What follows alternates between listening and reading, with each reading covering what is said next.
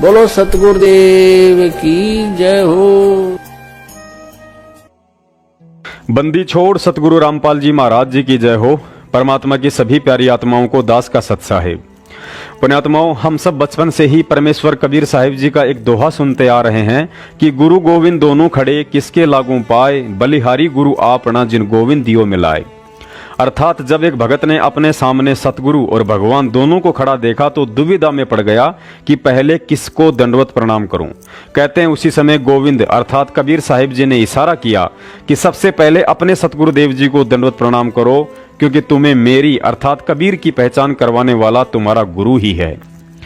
फिर एक वाणी के माध्यम से हम मंदबुद्धि प्राणियों को समझाया गया है कि सात दीप नौ खंड में गुरु से बड़ा ना कोई, करता करे ना कर सके, गुरु करे सो होए। यहाँ सतगुरु के महत्व और उनकी समर्थता को दर्शाया गया है। सतगुरु की रजा बिना मैं कबीर भी तुम्हें काल जाल से मुक्त नहीं करवा सकता, भले ही मैं सात दीप नौ खंड और 21 ब्रह्मांड सहित सारी सृष्टि का रचने वाला हूँ। 622 वर्ष पहले कबीर साहिब जी ने कभी भी अपना प्रगट दिवस मनाने के लिए किसी को कोई आदेश नहीं दिया था, लेकिन फिर भी आज पूरी दुनिया उनका प्रगट दिवस बड़े ही हर्षो उल्लास के साथ मनाती है, क्योंकि ज्ञान आधार से उन लोगों ने कबीर साहिब जी को पहचाना कि वे ही पूर्ण परमात्मा है, जो 622 वर्ष पूर्व सन 1398 में हम आत्माओं के आत्म कल्याण के लिए शिशु रूप धारण करके आए थे। लेकिन यहाँ सोचने का विषय यह है कि कबीर साहिब जी पूर्ण परमात्मा है या नहीं, वे कहाँ रहते हैं, कैसे मिलते हैं, उनकी प्राप्ति की भक्ति विधि क्या है, इन सभी बातों की सही और प्रमाणित जानकारी आप और हमें किस महापुरुष ने बताई? सतगुरु रामपाल जी महाराज जी ने। तो हमारे लिए प्रथम पूजनीय कबीर साहिब जी हैं या सतगुरु रामपाल जी महाराज जी हैं? यहाँ एक विवेकी भगत का यही जवाब होगा कि परमेश्वर कबीर साहिब जी से पहले हमारे लिए सतगुरु रामपाल जी महाराज जी प्रथम पूजनीय हैं, क्योंकि बिना उनकी शरण और तत्व ज्ञान उपदेश के ना ही तो हम कबीर साहिब जी के विषय में जान सकते थे और ना ही उनकी प्राप्ति का मार्ग मिल सकता था। अतः कबीर साहिब जी की तरह सतगुरु रामपाल जी महाराज जी कभी नहीं कहेंगे कि 8 सितंबर को आप सभी भगत मिलकर मेरा अवतरण दिवस मनाओ। परमात्मा कहते हैं, जगत का पेखना पेख्या, धनी का नाम ना लेखा। यह विचार तत्व ज्ञान को आधार बनाकर आपने स्वयं ही करना पड़ेगा कि जिस महापुरुष संत रामपाल जी महाराज जी ने मेरा हाथ पकड़कर मुझे आत्म कल्याण और परमात्मा तक पहुंचने का मार्ग दिखाया है, और उन्होंने किस दिन हम जीवों के उद्धार के लिए इस पृथ्वी पर अवतार लिया था, क्योंकि अवतार और जन्म लेकर आने में बहुत अंतर है। जन्म एक सामान्य जीव लेता है, जबकि अवतारी पुरुष वह होता है जो ऊपर के लोगों से परमात्मा के आदेश से किसी विशेष मिशन को अंजाम देने के लिए भेजा जाता है। और संत रामपाल जी महाराज जी वह अवतारी शक्ति है जिनको परमात्मा कबीर साहिब जी ने 8 सितंबर सन 1951 में एक विशेष मकसद से इस पृथ्वी पर अवतरित किया था। 2014 बरवाला कांड से पहले जब एक भगत ने सतलोक आश्रम बरवाला में संत रामपाल जी महाराज जी की माता इंद्रो देवी जी से उनके जन्म के विषय में पूछा, तो माता जी ने बताया था कि गुरु जी के अलावा मेरी कोख से जितने भी बच्चे पैदा हुए हैं उस समय मुझे बहुत प्रसव पीड़ा हुई थी, लेकिन गुरु जी के समय मुझे कुछ भी महसूस नहीं हुआ था, ना ही प्रसव पीड़ा हुई और ना ही 9 महीने तक गर्भ के समय कुछ महसूस हुआ। पुण्यात्माओं, अवतारी महापुरुष सूक्ष्म रूप से कोख में रहने की लीला करते हैं। गुरुजी ने बताया कि सुखदेव ऋषि 12 साल तक वेदव्यास जी की पत्नी के गर्भ में रहे, लेकिन वेदव्यास जी की पत्नी को महसूस तक नहीं हुआ, और 12 साल बाद जब वे गर्भ से बाहर आए तब भी वेदव्यास जी की पत्नी को पता नहीं चला था, और बाहर आते ही सुखदेव ऋषि जी ने अपने शरीर को 12 साल के बच्चे का बना लिया था। अतः जो लोग संत रामपाल जी महाराज जी को जन्म लिया हुआ मानकर 8 सितंबर के दिन को सतगुरु दिवस के रूप में मनाने से डर रहे हैं, यह उनकी नासमझी और तत्व ज्ञान की कमी है। इसमें भी कोई संशय नहीं है कि परमेश्वर कबीर साहिब जी परमात्मा हैं और उनका प्रगट दिवस मनाना हमारे लिए खुशी की बात है। लेकिन आज कलयुग की इस बिचली पीढ़ी में हमारे लिए कबीर प्रगट दिवस से बढ़कर 8 सितंबर सन 1951 का वह दिन अधिक सौभाग्यशाली है, जिस दिन संत रामपाल जी महाराज जी ने गांव धनाना, जिला सोनीपत, हरियाणा की पावन भूमि पर आदरणीय भगत नंदराम जी और माता इंद्रो देवी जी के घर अवतार लिया। पुण्यात्माओं, आने वाले 8 सितंबर को आप और हम सभी भगत भाई बहन मिलकर इस दिन को सतगुरु दिवस के रूप में मनाकर केवल शुरुआत करने जा रहे हैं, लेकिन आने वाले समय में पूरा विश्व 8 सितंबर के दिन को सतगुरु दिवस के रूप में मनाया करेगा। सन 2014 से पहले संत रामपाल जी महाराज जी के कर कमलों द्वारा लिखी गई पुरानी ज्ञान गंगा के पेज नंबर 149 पर फ्रांस के भविष्य वक्ता नास्त्रदमस ने सतगुरु रामपाल जी महाराज जी की तरफ इशारा करते हुए कहा है कि उसे छोटा ज्ञानदीप न समझें, उस तत्ववेता महापुरुष को सिंहासन पर बैठाकर आराध्य देव मानकर पूजा करें। वह सत्य पुरुष का अनुयायी दुनिया का तारणहार होगा। पुण्यात्माओं, अब आपको गुरुजी के सत्संग का एक वीडियो दिखाते हैं। यदि आपको यह वीडियो नहीं दिखाया गया तो आपको कालदूत सतलोक आश्रम मैनेजमेंट के चमचे भ्रमित कर सकते हैं कि देखो गुरुजी ने तो जन्मदिन मनाने के लिए मना किया है। पहले देखिए यह वीडियो, फिर आपको इस वीडियो में गुरुजी के गूढ़ संकेतों को विस्तार से समझाने की कोशिश करेंगे। परमात्मा कहते हैं, जा दिन सतगुरु भेटियो वो दिन लेखे जान, बाकी समय गंवा दिया बिना गुरु के नाम। परमात्मा बताते हैं कि जिस दिन आप जी को पूर्ण संत से उपदेश प्राप्त हुआ, आपका वो जन्मदिन है, वो आपका हैप्पी बर्थडे है। बाकी जो हम पहले लोक वेद के आधार से बर्थडे मनाया करते थे, वो हमने अब नहीं मनाना। उसको हम खुद हैप्पी बर्थडे मानना है, वो तो बड़ा दुख था हमारे ऊपर। कैर टूटा, जन्म हुआ, ना जाने कितने कष्ट जीवन पर आवेंगे। कोई बच्चा हो गया तो मर जाएगा, कोई बचेगा ना बचे, कोई बीमारियां, 100 प्रकार की समस्याएं, दिन रात धक्के खाने। वो कौन सा जन्म था? वो कौन सा हैप्पी बर्थडे था? वो तो ब्रांड मार्टी डे था, और उसने हम हैप्पी बर्थडे मनाया करते। अब जिस दिन आप जी को उपदेश मिला वो नोट कर ले, आपका वो हैप्पी बर्थडे है। और 100 याद रखे भगवान कैसे प्राप्त हुआ वो दिन, जिस दिन आपकी शरण मिली मालिक। तो आज वो ये दिन जो है अमावस्या वाला, फाल्गुन की अमावस्या वाला दिन, ये वो हैप्पी डे है जो जिस दिन इस दास का उद्धार हुआ। गुरुदेव जी ने उपदेश बख्शीश किया। अब याद आती है उस दिन के महत्व की, आज याद आता उस दिन की महिमा। जे वो ना मिलता वो दिन, ये 17 फरवरी फाल्गुन अमावस्या सन 1988 को इस दास को उपदेश मिला था। आज 23 वर्ष का हो गया ये दास। वैसे शरीर की आयु लगभग 60 वर्ष की होगी, लेकिन असली आयु इस दास की 23 वर्ष है। उससे पहले जो जीवन था वो मनुष्य का नहीं, पशु की तुल्य था। पशु भी वही कर्म करते थे, ये दास भी वही कर्म करता था। और जिस दिन से गुरु मिले हैं, उपदेश मिला है, उस दिन से हमारा जन्म है। गुरु जी ने इस सत्संग में जन्मदिन के विषय में कहा है कि हमारा वास्तविक जन्मदिन वह होता है जिस दिन हमें सतगुरु से नाम दीक्षा मिलती है। वह हमारा हैप्पी बर्थडे होता है और उस दिन को 100 बार याद करना चाहिए। बिल्कुल सत्य है। पुण्यात्माओं, नित्य नियम में हम एक वाणी पढ़ते हैं कि साहिब से सतगुरु भय, सतगुरु से भय संत, धर धर वेक विशाल अंग, खेले आदि और अंत। अर्थात वह समर्थ कबीर स्वयं तो परमात्मा है ही, लेकिन सतगुरु और भगत की भूमिका भी वह स्वयं ही करता है। और इस सत्संग में संत रामपाल जी महाराज जी एक भगत की भूमिका करते हुए हम जीवों को जन्मदिन मनाने वाली वह पुरानी परंपरा छोड़ने को कह रहे हैं कि तुम्हारा असली हैप्पी बर्थडे वह दिन है जिस दिन तुम्हें नाम दीक्षा मिलती है। उस दिन को 100 बार याद रखना चाहिए, मनाने के लिए फिर भी नहीं कहा है। पुण्यात्माओं, विचार करना, जन्म मरण जीव का होता है। संसार में जन्म लेकर दुखों के पहाड़ जीव पर टूटते हैं। इसलिए परमात्मा ने एक भगत की भूमिका में अपने आप को जीव कहते हुए जन्मदिन मनाने के लिए मना किया है, जो बिल्कुल सत्य है। लेकिन इतना तत्व ज्ञान देने के बाद आखिर उस अवतारी महापुरुष को हम कैसे जीव मान सकते हैं जो 8 सितंबर 1951 में सत्य पुरुष का अंश अवतार बनकर इस धरती पर आया था। यदि फिर भी आपको शंका है कि संत रामपाल जी महाराज जी का तो जन्म हुआ था, तो इस संशय को मिटाने के लिए 2014 से पहले संत रामपाल जी महाराज जी के कर कमलों द्वारा लिखित एक पुस्तक को आंख फाड़ कर देख लेना, जिसको खोलने से पहले ही लिखा है धरती पर अवतार। इस पुस्तक का नाम मैंने नहीं बल्कि स्वयं गुरुजी ने ही रखा था। जब जब भी इतिहास में संत रामपाल जी महाराज जी का जिक्र आएगा या उनकी जीवनी लिखी जाएगी तो 8 सितंबर सन 1951 का वह शुभ दिन सुनहरे अक्षरों में लिखा जाएगा, जिस दिन गांव धनाना जिला सोनीपत हरियाणा में उनका अवतरण हुआ था।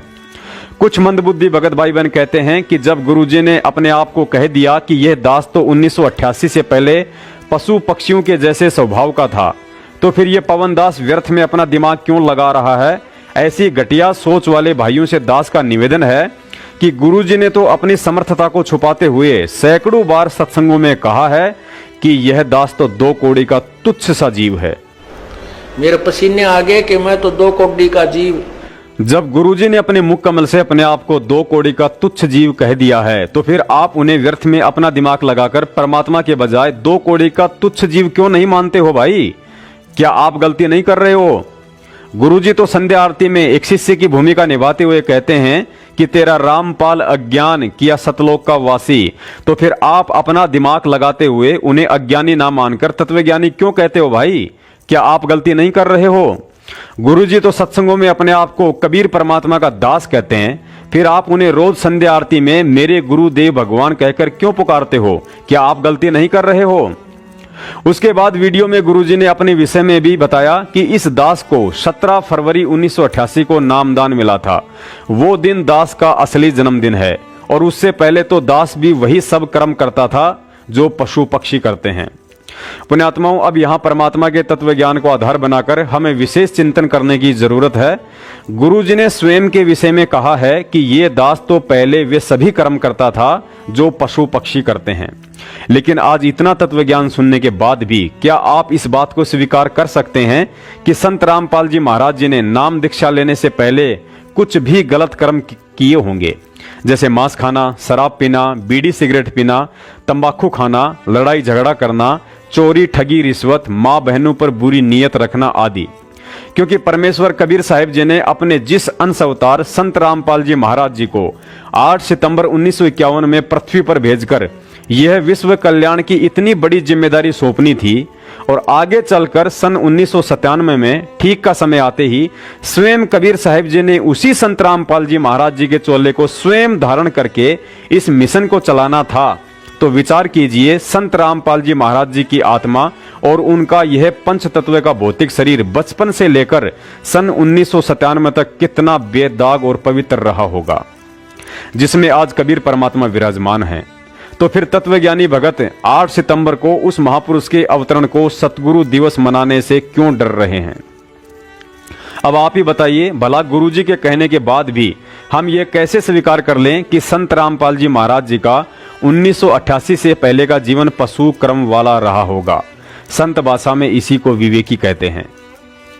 पुण्यात्माओं, परमात्मा अपने आप को इसलिए छुपाते हैं ताकि हम उनके चमत्कार और समर्थता की अपेक्षा उनके ज्ञान को आधार बनाकर भक्ति मार्ग पर चल सकें। भले ही परमात्मा चमत्कारी होता है, समर्थ होता है, लेकिन हमने यदि उनके ज्ञान को ही उनका चमत्कार नहीं माना तो मोक्ष होना मुश्किल है। जो व्यक्ति अनजाने में यह समझते हैं कि संत रामपाल जी महाराज जी को आध्यात्मिक शक्ति स्वामी राम देवानंद जी से 1988 में नाम दीक्षा लेने के बाद मिली है, तो यह उनका भ्रम है। क्योंकि परमात्मा जिस आत्मा को अपने मिशन के लिए चुनते हैं, उस आत्मा को एक पावर हाउस की तरह अपनी शक्तियों से ओत प्रोत करके भेजते हैं। उदाहरण के लिए 7 सितंबर 1971 को संत रामपाल जी महाराज जी के लिए की गई जय गुरुदेव पंथ के प्रवर्तक तुलसीदास जी की भविष्यवाणी याद कर लीजिए। तुलसीदास जी ने अपनी आध्यात्मिक दृष्टि से देखकर कहा था कि वह अवतारी शक्ति उत्तरी भारत के एक छोटे से गांव में जन्म ले चुकी है। उस महापुरुष को दुनिया का इतना समर्थन मिलेगा जितना कि आज तक किसी को नहीं मिला।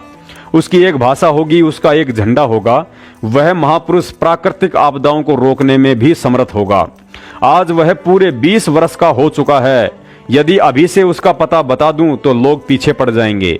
अभी ऊपर से आदेश नहीं है। बड़े बड़े महापुरुषों ने समय का इंतजार किया है। समय आने पर स्वतः ही सबको मालूम पड़ जाएगा।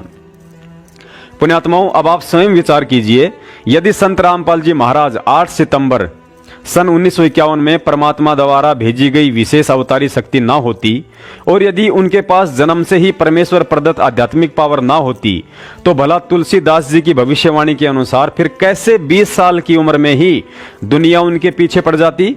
क्या दुनिया अपने आत्म कल्याण के लिए किसी पशु पक्षियों के जैसे कर्म करने वाले इंसान के पीछे पड़ सकती है? हरगिज नहीं। पुण्यात्माओं, अब आगे दास आपको सतगुरुदेव जी के आशीर्वाद से उन्हीं की समर्थता के विषय में कि संत रामपाल जी महाराज असल में कौन है, एक ऐसी गूढ़ बात बताने जा रहा है जिसको समझना आपके मजबूत भक्ति संस्कार और आध्यात्मिक स्तर पर निर्भर करता है।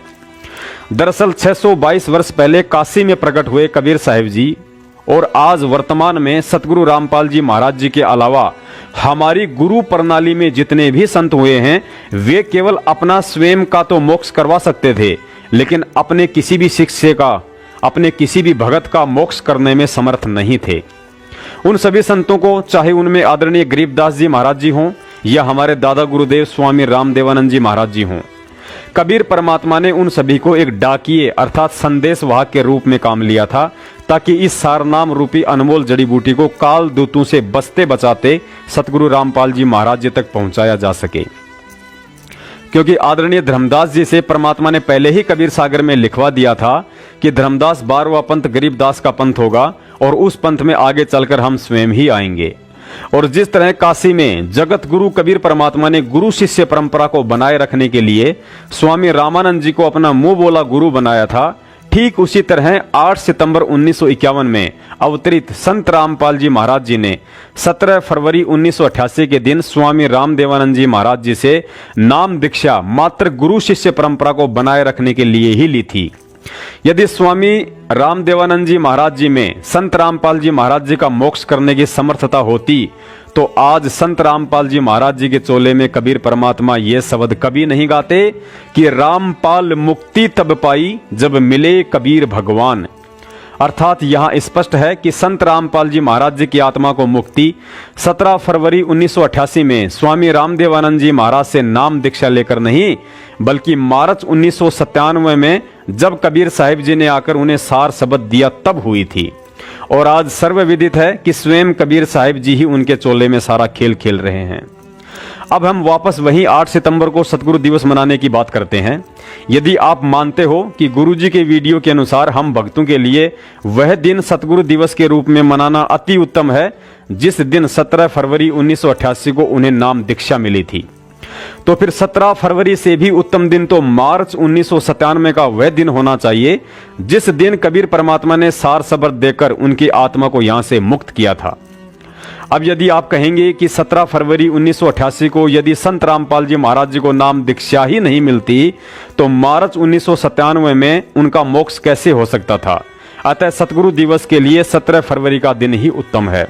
तो फिर यह भी सत्य है कि यदि 8 सितंबर 1951 में उस महापुरुष का इस पृथ्वी पर अवतरण ही ना होता तो 17 फरवरी 1988 में नाम दीक्षा किसे मिलती?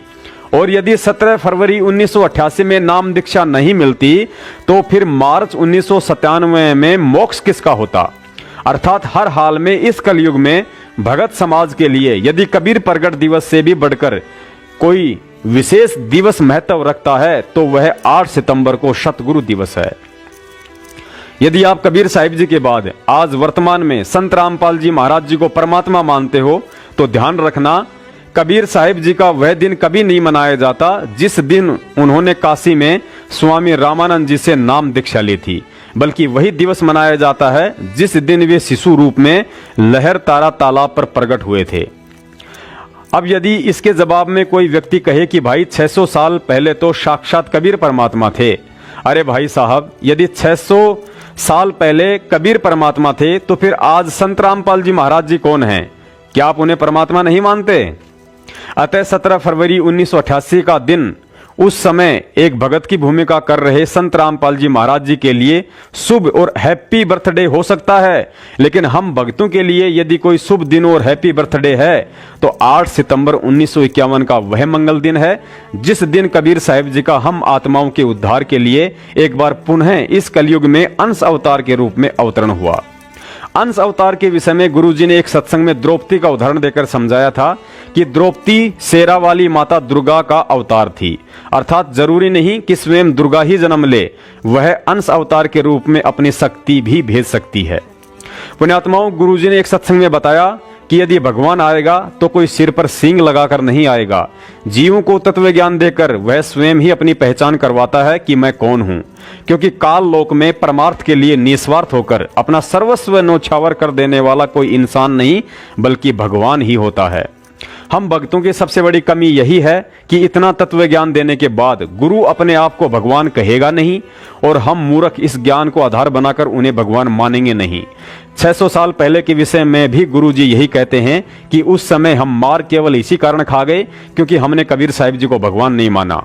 और यही स्थिति आज संत रामपाल जी महाराज जी के साथ हो रही है। समझ में तो आता है, लेकिन समय गुजर जाने के बाद है, ताकि फिर हमारे तो अपने सत्संग में सब कुछ साबित कर दिया। विचार करो, हमारे दादा गुरुजी स्वामी रामदेवानंद जी महाराज सांसारिक दृष्टि से अनपढ़ थे, अर्थात उन्होंने कभी भी गीता, वेद, कुरान, पुराण, कबीर सागर और ग्रंथ साहिब को नहीं पढ़ा था। तो जाहिर सी बात है उन्होंने अपने शिष्यों को भी ये ग्रंथ नहीं पढ़ाए होंगे।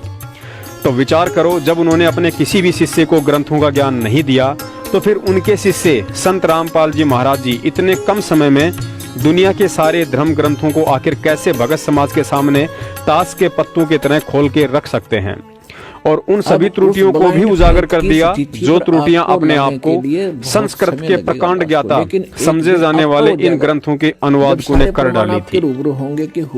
क्या यह अविश्वसनीय काम स्वयं कबीर परमेश्वर के अलावा कोई जीव करने में समर्थ है? यदि नहीं है तो फिर इस बात पर गहनता से विचार करना कि सतगुरु रामपाल जी महाराज जी कौन हैं। यहाँ एक और गहन विचारणीय बात है। गरीबदास जी महाराज जी ने दादूपंथी गोपाल दास जी से ग्रंथ साहिब को लिपिबद्ध करवाकर ही छोड़ दिया था, अर्थात उसका अनुवाद नहीं किया था। और हम सब जानते हैं कि गरीबदास जी महाराज जी के ग्रंथ साहिब में हिंदी, उर्दू, फारसी, पंजाबी, हरियाणवी, बिहारी सहित विश्व की अनेक भाषाओं का समावेश है। और गरीबदास जी महाराज जी के सतलोक जाने के 250 वर्ष बाद पहली बार ग्रंथ साहिब का अनुवाद और भगत समाज को इस पवित्र ग्रंथ के गूढ़ ज्ञान से उस महापुरुष सतगुरु रामपाल जी महाराज जी ने परिचित करवाया है, जिनके गुरु स्वामी रामदेवानंद जी अनपढ़ थे। तो पुण्यात्माओं, अब वह सतगुरु हमें और कैसे विश्वास दिलाए कि मैं ही सर्वज्ञ कबीर हूँ। यहाँ गुरु होते तो भगवान को आने की आवश्यकता ही नहीं। ये सुनन की बात अपनी रची हुई सृष्टि को तमाकू कसीद भगवान ही बता सकता है, जीव कैसे जान सकता है। पुण्यात्माओं, अब कुछ लोगों को यह शंका हो सकती है कि 8 सितंबर 1951 से लेकर 17 फरवरी 1988 तक संत रामपाल जी महाराज जी की कबीर साहिब जी के भक्ति मार्ग में क्या भूमिका रही। उन्हें तो भक्ति का ज्ञान ही 17 फरवरी 1988 में हुआ था। पुण्यात्माओं, कबीर साहिब जी की एक वाणी है कि आग लगी आकाश में, झड़ पड़े अंगार, जय संत ना होते पृथ्वी पर तो जल मरता संसार। यदि कबीर परमात्मा स्वयं या अपने किसी संत के बिना इस पृथ्वी को सूना छोड़ दें तो इस काल लोक में उनकी आत्माएं सुख का सांस नहीं ले सकती। जब कबीर परमात्मा या उनके संत के कदम इस पृथ्वी पर पड़ते हैं तो स्वतः ही खुशहाली होती है और प्राणियों पर काल का दबाव कम हो जाता है। और इसमें कोई संशय नहीं है कि 500 साल पहले मुगलों और अंग्रेजों की गुलामी में जीवन काट रहे भारत देश ने 8 सितंबर 1951 में परम शक्ति संत रामपाल जी महाराज जी के अवतरण के बाद अपने विकास की गति पकड़ी है। अतः आप और हमारे लिए ही नहीं बल्कि आने वाली आत्माओं के लिए भी कबीर प्रगट दिवस से बढ़कर 8 सितंबर 1951 का दिन अधिक यादगार रहेगा। अब कुछ भगत भाई बहनों को शंका हो रही होगी कि 8 सितंबर को सतगुरु दिवस कैसे मनाएं। पुण्यात्माओं, सतगुरु रामपाल जी महाराज जी सन 1988 से 1994 तक एक भगत की भूमिका में और सन 1994 से लेकर 2014 तक सतगुरु की भूमिका में कबीर साहिब जी का प्रगट दिवस मनाते आ रहे हैं। लेकिन जिस सादगी से उन्होंने प्रगट दिवस मनाए हैं उनमें कहीं भी आपको कोई आडंबर या दिखावा नजर नहीं आएगा। उनका कहना है कि साधु सोजो सीधा चले। भगवान की भक्ति में पाखंड और लोक दिखावे के लिए कोई जगह नहीं होती है। यह पाखंड और लोक दिखावा तो उनके जेल जाने के बाद माया के पुजारी सतलोक आश्रम मैनेजमेंट हरियाणा ने रोहतक और जबलपुर से शुरू किया है। 8 सितंबर को सतगुरु दिवस मनाने के लिए हमें ना ही तो मैनेजमेंट के तरह भक्तों की मेरठ या किसी अन्य एक जगह भीड़ जमा करनी है, ना ही भंडारे के नाम पर अपने मन की तृप्ति के लिए लड्डू जलेबियां बनानी है। और ना ही व्यर्थ का प्रचार प्रसार करके अपनी मेहनत का पैसा पानी में बहाना है। परमात्मा कहते हैं भाव बड़े हैं भक्ति में। जिस तरह अपने आराध्य रामचंद्र जी के लिए सबरी माता 1000 वर्ष से उनकी राह देख रही थी और रोज उस पथ को साफ करके उस पर फूल बिछाया करती थी कि ना जाने कब मेरा राम आ जाए, ठीक इसी तरह वैसे तो सतगुरु प्रेमी आत्माएं शुद्धता का विशेष ध्यान रखती हैं, लेकिन सतगुरु दिवस के दिन हमें अपने घर या विशेषकर उस स्थान को अवश्य साफ करना है जहां हमारे सतगुरुदेव जी का दरबार लगा हुआ है। यदि आपके निवेदन पर आपके आसपास के भगत भाई बहन या पड़ोसी उस दिन हरि चर्चा में शामिल होते हैं तो अच्छी बात है, अन्यथा अपने परिवार के साथ मिलकर आप जी देसी घी में सतगुरुदेव जी को भोग लगाने के लिए पाव, आधा किलो या 1 किलो का हलवा राम बनाएं। सादा भंडारा बनाएं, जैसे कि सब्जी पूरी या दाल रोटी, साथ में खीर राम भी बना सकते हैं। उसके बाद सुबह 11 बजे से पहले पहले आपने जो हलवाराम और भंडारा बनाया है उसको एक थाल में अलग से निकालकर स्वच्छ कपड़े से ढककर परमात्मा के दरबार में रखकर भोग की आरती चलाकर उन्हें भोग लगाएं। भोग की आरती आप YouTube पर हमारे चैनल ट्रू वीडियो से डाउनलोड कर सकते हैं, जो तकरीबन 44 मिनट के आसपास की है, या फिर इस वीडियो के डिस्क्रिप्शन बॉक्स में उसका लिंक दिया हुआ है, आप जी वहां से भी डाउनलोड कर सकते हैं। भोग आरती संपूर्ण होने के उपरांत सभी भाई बहन या परिवार के सदस्य मिलकर 1 घंटे, 2 घंटे या 3 घंटे का, जैसा भी आपको प्रेरणा हो, सत्संग सुनिए। सत्संग के उपरांत हलवा राम का प्रसाद सभी को वितरित करें व आपस में मालिक की चर्चा करें। असुर निकंदन रमेणी के बाद सभी को भंडारा करवाएं। भोग प्रसाद का थाल में अलग से रखा हुआ भंडारा भी थोड़ा थोड़ा प्रसाद रूप में सभी को वितरित करें। यदि कोई भगत भाई बहन कुछ फल फ्रूट लेकर आते हैं तो सर्वप्रथम उन्हें जल से धोकर सतगुरुदेव जी को भोग लगाएं, उसके बाद सभी में बांट दें। ध्यान रहे, सत्संग में आई हुई किसी भी आत्मा को ज्ञान चर्चा या शंका समाधान में मनसा वाचा कर्मणा कोई ठेस ना पहुंचे। और ठीक इसी सादगीपूर्ण विधि से यदि अगले कबीर प्रगट दिवस तक सतगुरुदेव जी हिसार जेल से नहीं आते हैं तो आप सभी ने आडंबर और लोक दिखावा और पाखंडी सतलोक आश्रम मैनेजमेंट हरियाणा कोऑर्डिनेटर और नामदान संचालकों से दूर रहकर अपने अपने घर पर ही सादगी के साथ परमात्मा कबीर साहिब जी का प्रगट दिवस मनाना है। कबीर साहिब का प्रगट दिवस लगभग सभी कबीर पंथी मनाते हैं, लेकिन परमात्मा उन्हीं से प्रसन्न होते हैं जो सच्चे सतगुरु की शरण लेकर तथा ज्ञान को आधार बनाकर मर्यादाओं में रहकर इसे मनाते हैं। ठीक इसी तरह 8 सितंबर को सतगुरु दिवस मनाने का अधिकार और फायदा केवल उन्हीं आत्माओं को है जो वर्तमान में सतगुरु रामपाल जी महाराज जी के शिष्य हैं और मर्यादाओं में रहकर विश्वास के साथ भक्ति कर रहे हैं। अपने आप को सतगुरु रामपाल जी महाराज जी का भगत कहने वाले वे लोग भले ही 8 सितंबर को सतगुरु दिवस ना मनाएं, जो सतलोक आश्रम मैनेजमेंट हरियाणा के मनवस आदेशों पर चलते हैं। जो लोग 2014 के बाद मैनेजमेंट द्वारा छपवाई गई मिलावटी पुस्तकों जीने की राह और ज्ञान गंगा आदि की सेवा समझकर बिक्री कर रहे हैं। जो लोग गुरुजी की पेशी वाले दिन हिसार जाकर 10 गालियां खुद खाते हैं और 10 गुरुजी को दिलवाकर उनकी बदनामी का कारण बने हुए हैं। जो लोग मूर्खता की हद पार करते हुए अपने लाभ के लालच में नामदान केंद्रों पर पाठ, ज्योति और दान का चढ़ावा चढ़ाकर मैनेजमेंट को उस पैसे से कुकर्मों के लिए प्रेरित करते हैं। और वे लोग तो 8 सितंबर को भूलकर भी सतगुरु दिवस ना मनाएं, जो दुनिया को शास्त्रों की सच्चाई बताने के लिए गुरुजी के सत्संग सुनने की शिक्षा देते हैं और पर नाम खंड के डर से बरवाला कांड के सच्चाई वाली वीडियो देखने से घबराते हैं। अंत में दास की प्रार्थना है, 8 सितंबर तक इस वीडियो को व्हाट्सएप से लेकर फेसबुक आदि पर सभी भाई बहनों को भेजते रहिए ताकि संगत में जागरूकता पनपे और सतलोक आश्रम मैनेजमेंट, नामदान संचालकों व कोऑर्डिनेटर के हाथों दान और भक्ति हानि से बच सकें। पुण्यात्माओं, ध्यान रहे, 8 सितंबर को हम अपना जन्मदिन नहीं मना रहे हैं, बल्कि सतगुरु रूप में हमारे आत्म कल्याण के लिए इस काल लोक में आकर कष्ट उठा रहे परमेश्वर को रिझाने के लिए और उनसे अपनी गलतियों की बारंबार क्षमा याचना के लिए सतगुरु दिवस मना रहे हैं, जिसका मकसद केवल सतगुरु की महिमा का गुणगान और हम नीचों को साक्षात दर्शन और सत्संग के लिए जेल से बाहर आने की प्रार्थना करना ही रहेगा। सत साहेब बंदी छोड़ सतगुरु रामपाल जी महाराज जी की जय हो। तन मन शीस ईस अपने पे, तन मन शीस ईस अपने पे, पहले में चोट चढ़ावे जब कोई राम भक्त गत पावे हो जी, जब कोई राम भक्त गत पावे हो जी।